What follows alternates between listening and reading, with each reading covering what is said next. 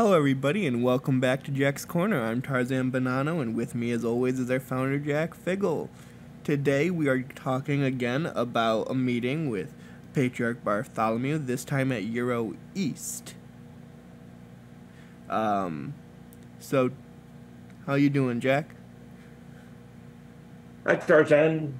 Glory to Jesus Christ. Glory to him forever. I'm doing well. The spring has sprung, and my Easter hyacinths are blooming out in the yard. When my mother was living here, we would buy one of those very fragrant hyacinth plants every year for Easter. And when Easter was over, we would plant them out in the yard so they would bloom year after that. And I now have 6 of them out there, and they're very fragrant, even just in the fresh air, walk into the garage. So it's a great reminder of the beautiful Easter season coming up. Yes.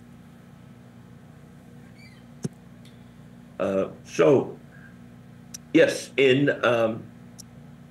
by the year 2003 and 4, we had 6 or so Oriental and Lumen conferences in Washington, D.C. And I had met in my previous episode, talked about meeting Ecumenical Patriarch Bartholomew. And with the encouragement and support of Archbishop Sevelod, we started to plan to have an Oriental and Lumen conference in Istanbul with the blessing and support of the Ecumenical Patriarch.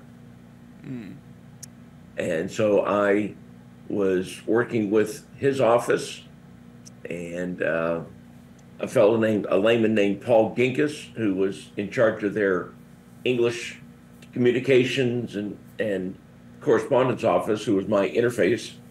And, he was, a younger man in his 30s or so, and was very responsive to emails. And so exchanging back and forth, he and I essentially planned the trip. I also used the travel agent that was used by the Ecumenical Patriarchate when they planned big events in Istanbul. I remember going to one of them. It was a meeting of all the Greek Orthodox from around the world. They had 1,000 people come into town. They took over the Hilton Hotel, and I think it was called Opus 2020 or something. Anyway, I used them as a travel agent for all the arrangements we did. So it was a week program in May of 2004. So 6.5 years after the first Oriental Lumen Conference in 1997. And in order to make it attractive, we had the conference over a 3-day period, like we did our conferences in Washington, but then we added an extra day or a couple of days where we went on tour to some of the sites around Istanbul itself, and then also to Nicaea, which is about a 2-hour drive from Istanbul. It was a very interesting program in that we talked about liturgy as a foundation for ecumenical dialogue.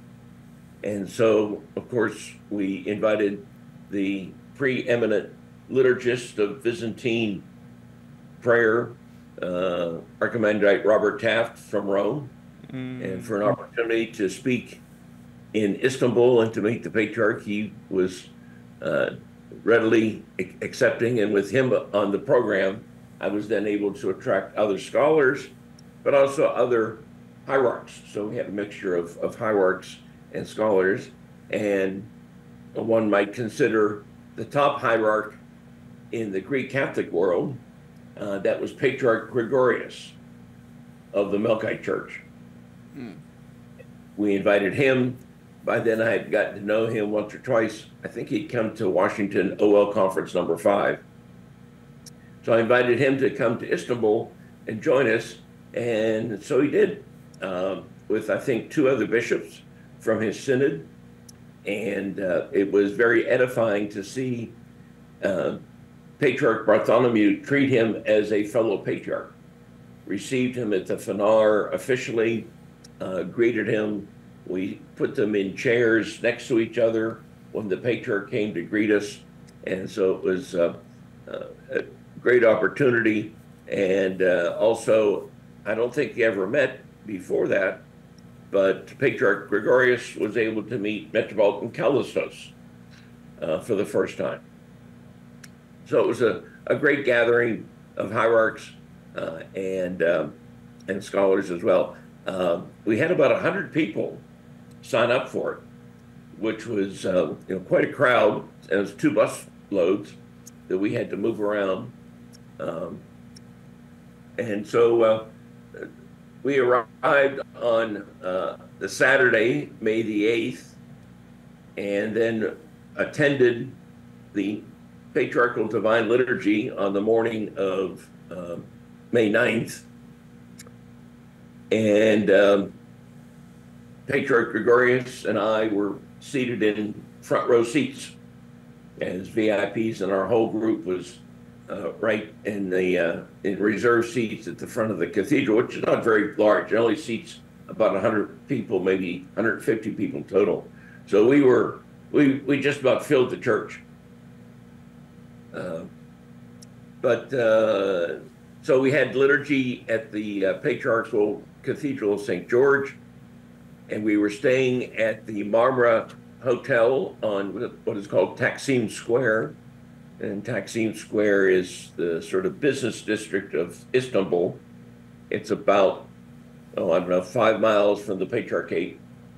And it's a very nice hotel, nice accommodations. We met in one of their meeting rooms and had 1 or 2 of our prayer services at the hotel.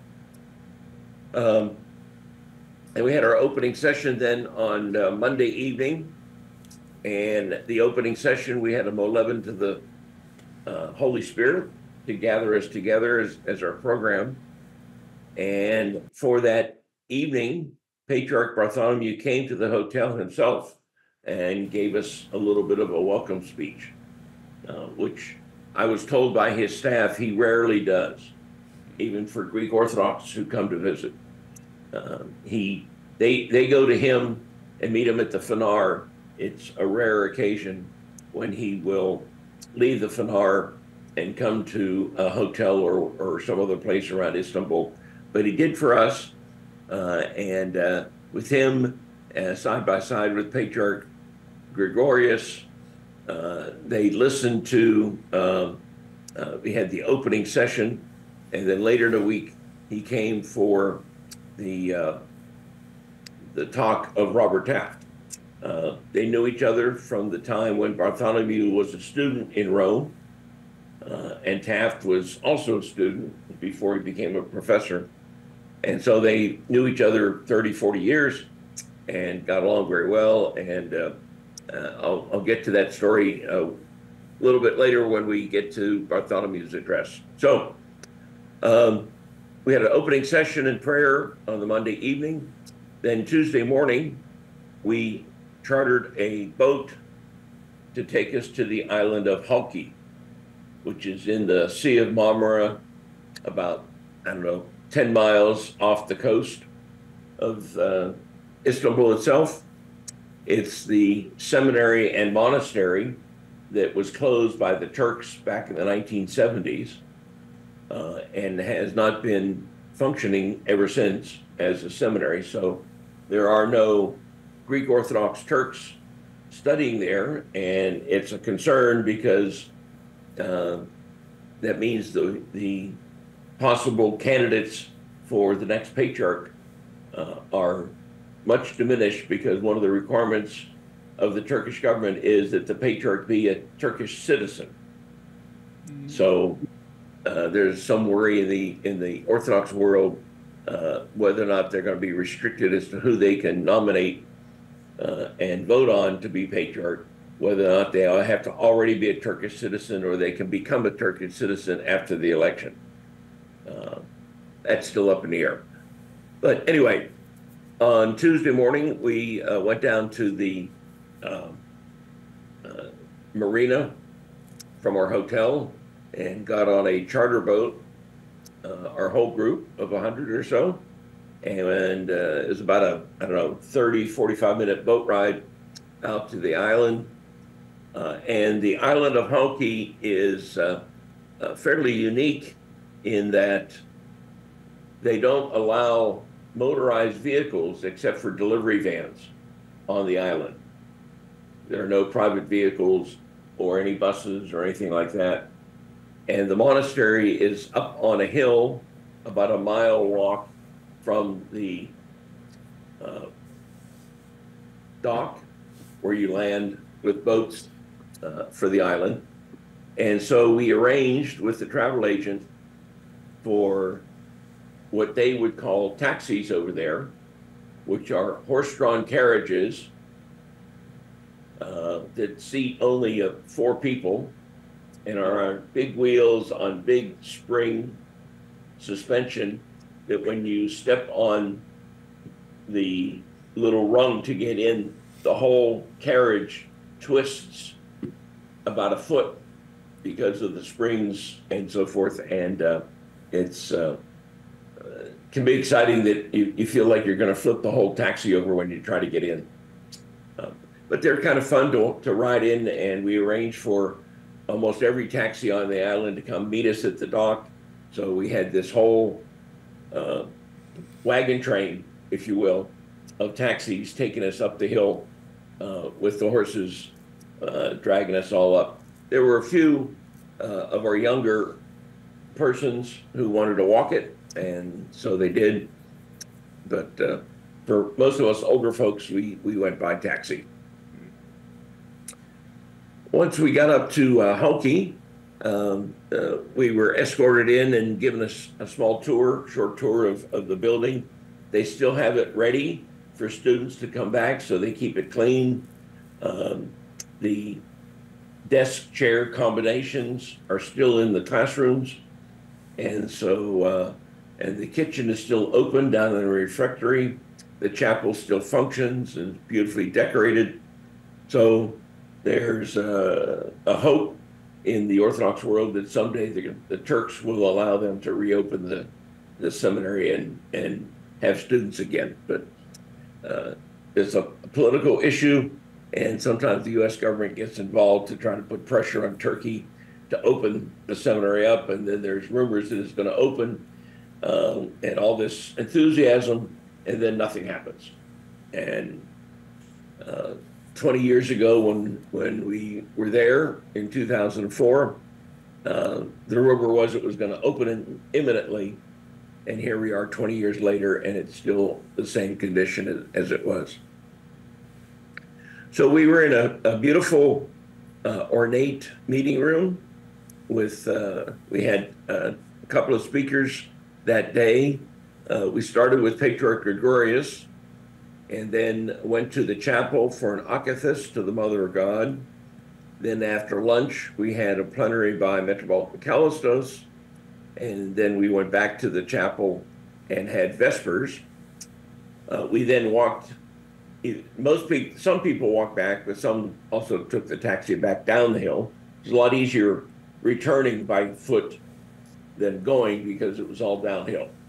And in fact, if you were very adventuresome, you could go down the hill through the fields rather than the roadway, and it was a straight shot down rather than switchbacks back and forth to get down the hill from the monastery.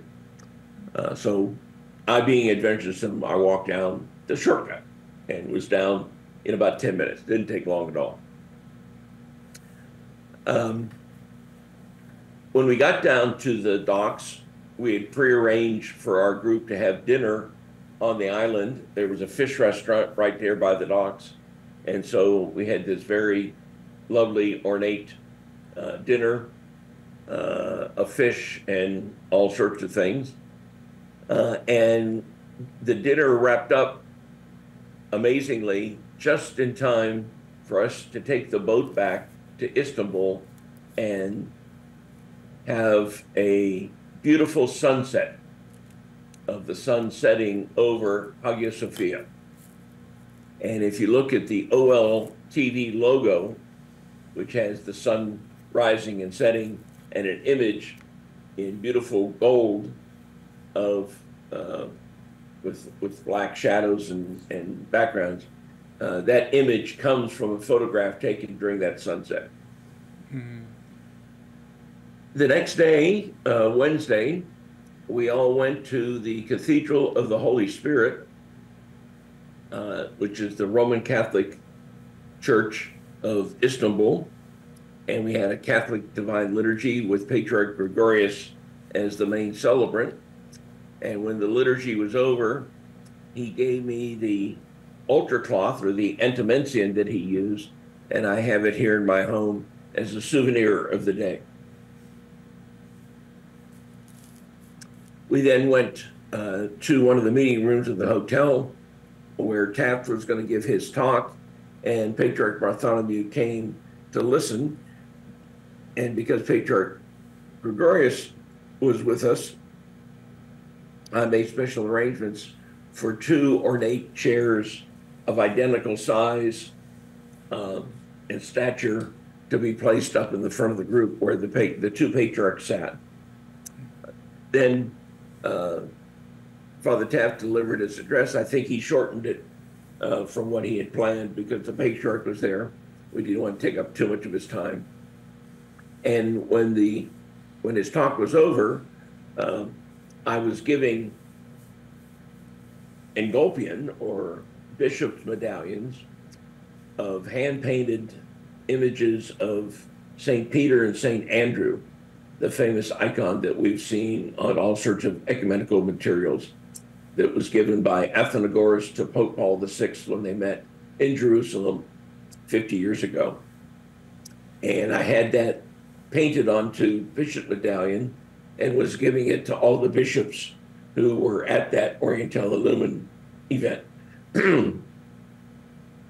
Of course, I gave one to the patriarch, both patriarchs.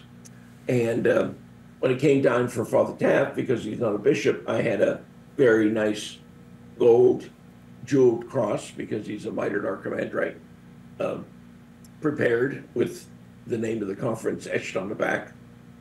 And I had asked Patriarch Bartholomew if he would bestow the cross on Father Taft as a special ecumenical gesture, and he agreed to do it. So after I gave Father Taft the cross, he walked over to the patriarch.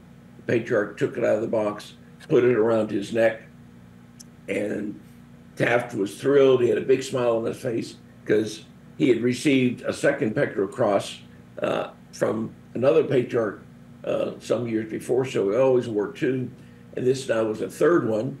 And of course, usually priests only wear 1, but Taft, because he had gotten these, one was from the Pope when he was made archimandrite, and I think the other was from Bartholomew, but by way of Bishop Vsevolod. This was from Bartholomew himself. So Bartholomew put it around his neck, Taft standing there with 3 crosses on his chest, and Bartholomew quips, he has an iconostasis, or an icon screen. He had so many crosses. And we have a beautiful photograph of the patriarch sort of making one of these gestures of an arm pump, or a fist pump, and a big smile on his face after he tells that joke. And Taft has got a big smile, and the whole crowd is, giving him a standing ovation. Is quite an interesting, exciting event. It's always a pleasure to go visit Patriarch Bartholomew, because he's now gotten to know our group so well that he jokes with us frequently.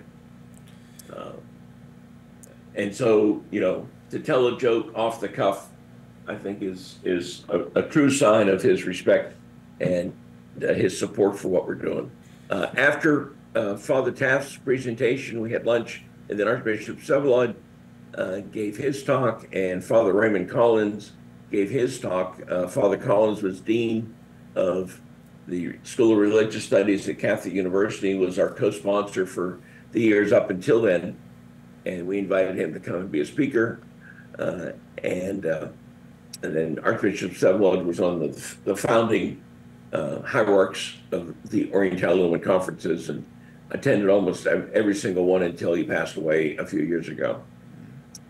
On Thursday, we went to what's called the Balogli Monastery, where Archbishop Sevlod had a divine liturgy. And it's the monastery where next door to it is the cemetery of all the patriarchs and hierarchs of the Greek Orthodox Church. There's about 20 or 25 tombs, big, large, above ground pieces of marble. And there's also a spring of water at the monastery that you go down sort of underground that is an ever-flowing spring.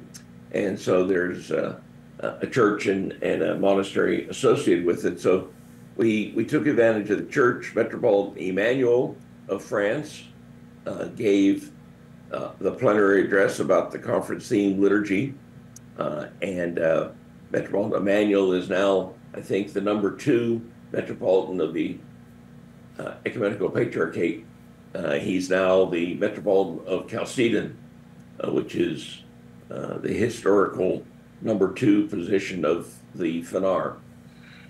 And then after the monastery, we went to the Patriarchate for a tour of St. George's Cathedral and the Fanar building itself. And then we went to the Grand Bazaar for a bit of shopping. The Grand Bazaar of Istanbul is famous. It has some 100 or more shops. They're all small little 10 by 10 hole in the walls. And as you walk through, the vendors and owners of those shops come and almost physically drag you into their little stall for you to buy something. And they're extremely forward and aggressive in trying to, and they know their English well. They can spot an English tourist a mile away, and they know how to come and get us to try to get in to buy some goodies. We then went nearby to what's called the Iron Church,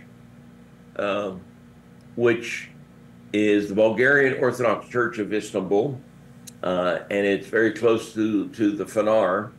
And the Iron Church is known that way because some 100 years ago, maybe now 200, the Ecumenical Patriarch gave permission, and the Turks gave permission, actually it was the Turks, gave permission for the Bulgarian Orthodox Church to build a church in Istanbul for their immigrants. But the condition was that the church had to be constructed in 24 hours. And so the Bulgarians built and assembled a church completely made out of iron at a factory near Vienna, took it all apart, put it on barges, floated it down the Danube River, down the Black Sea and down the Bosporus to the Golden Horn, where the land was that they were given. And they indeed erected this church in 24 hours, the whole thing. And when you walk around and knock on the walls, you think of plaster. They ring like metal. And so the entire church is made of metal. Everything you can touch, icons painted, the walls, everything, all made out of iron. The next morning, we were planning a couple of tours. One, we did a few churches in Istanbul, and of course, we went to the famous Hagia Sophia. At that time, it was a museum that when Ataturk created the secular state of Turkey back in the 30s, I think the 20s of the last century, He opened up Hagia Sophia from being a mosque into a museum that was a big tourist attraction. But now, in the last 5 or 10 years, the current president, Erdogan, has turned it back into a mosque. And so the last time that I was there in the summer of 23, it was a mosque. And they covered over all the icons with cloth, so you can't see them. At least they didn't plaster over them or take them down, but they just covered over them. But anyway, we went to Hagia Sophia, and then we took our buses and drove the 2 hours or so down to the small city of Nicaea, which today is called Iznik, and it's on a lake. And the ruins of the church where the Seventh Ecumenical Council, or the Second Council of Nicaea, where that council was held, those are the ruins you can see. And you can walk in, and our group got a little tour. Metropolitan Callistos explained the building to us and led us in the Nicene Creed, in the city where the Nicene Creed was written. It was very, very special.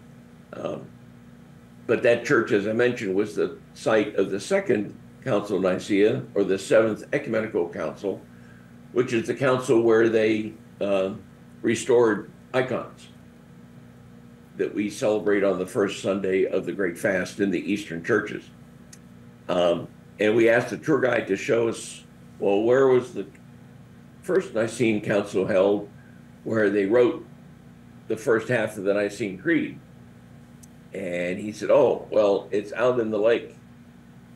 The lake has risen some 20 feet over the last 1,700 years and completely covered over the emperor's palace where the first council was held. And it kind of makes sense, because if you think back, in the year 323, when Constantine called the council to settle disputes that were raging within the Christian church that he now had officially recognized in the Roman Empire, he called the council so he would, of course, have it in his palace. Well, the palace was right on the shore of the lake back then. The lake has now risen 20 feet and completely covered over the palace. But young boys can swim out to where the palace is, and the water level is just over top of the capitals of the columns that were holding up the roof. So they can stand on top of the columns, and it looks like they're walking on water. Kind of a neat effect to prove that there's something out there, because you can't see it. They just tell you it's out there. But we're going to go see it again next summer for the 1,700th anniversary of that council, the Council of Nicaea. I'm planning a pilgrimage to Rome, Istanbul, and Nicaea, along with the places of the 7 churches of Revelation. So it's going to be a heavy church tour and pilgrimage to all those places. So that was where we ended up with the end of the Nicene trip, and the Oriental Illumined EroEast #1 toured Nicaea on Saturday, and then Sunday morning we finished with going back again to the Patriarchal Church of St. George and attended the Orthodox liturgy, and then everyone flew home on Sunday. So that was the agenda, and all of the interesting things we did with Oriental Illumined EroEast 1 in May of 2004. You mentioned that people could go over to and basically stand on water. How many of the people with you did? Or if any? Did nobody do that? Nobody wanted to be on a boat, get over there and stand on water? None of our group were prepared, and none of our group were young enough to swim that far. We typically don't have teenagers and 20-something-year-olds on these trips. And It was a good couple of 100 yards off the coast, so you had to be a pretty good swimmer to go out there, and of course have a bathing suit with you too. So, um, but maybe next year when we have this pilgrimage, there will be some young people that go along like we had last year. We had half a dozen folks under the age of 30 on our trip, including 3 teenagers. And so maybe I'll make that a small feature. If you take your trunks with you, you can swim out and stand on the palace. I mean, I'm just picturing the photo op, the Yeah, photography opportunity. Your profile picture on any social media could be you walking on water at that point. Just like all well, things are possible with faith.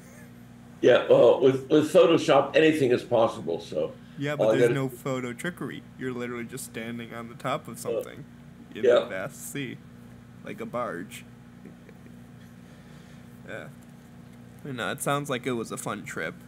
yeah. Um, It was the first time I had tried to do, one of these sort of international pilgrimage and travel events. And I'm now looking at the date. That was 20 years ago, mm, in the year 2004. So a lot of water has gone under the bridge since then, but that was our first international conference and first pilgrimage to do any traveling like that to any of the sites in Asia, or Asia Minor, or today Turkey. Also, Father Taft got a third cross. Did he wear all 3 at all points afterwards? Or was that He just too cumbersome? I did see him at like major events. He would wear all 3, but he Uh, typically just wore 2. I could just imagine, like, I normally wear, I normally wear my brown scapular, a rosary, and then my patron saint around my neck. The first 2 Hmm. are under my shirt. I could just imagine 3 heavy crosses, though, that just like, no, no, thank you. Uh, Yeah, and I think one of the few pictures I have of Father Taft, eternal memory to him, is that joke that Patriarch Bartholomew told, um, and he has all 3 crosses on in that photograph. yes. All right. Well, that concludes it. I can't think of any other questions I might have that might try to start doing them more at the end of these stories. Just ask as many questions as possible. Um, but if that concludes it, uh, thank you everybody for coming to this episode again. Thank you, Jack, for telling us this story. I'm looking forward to the next one. Probably be jotting down things that I think of so I could ask at the end. And to everybody, have a good rest of your week. God bless and goodbye.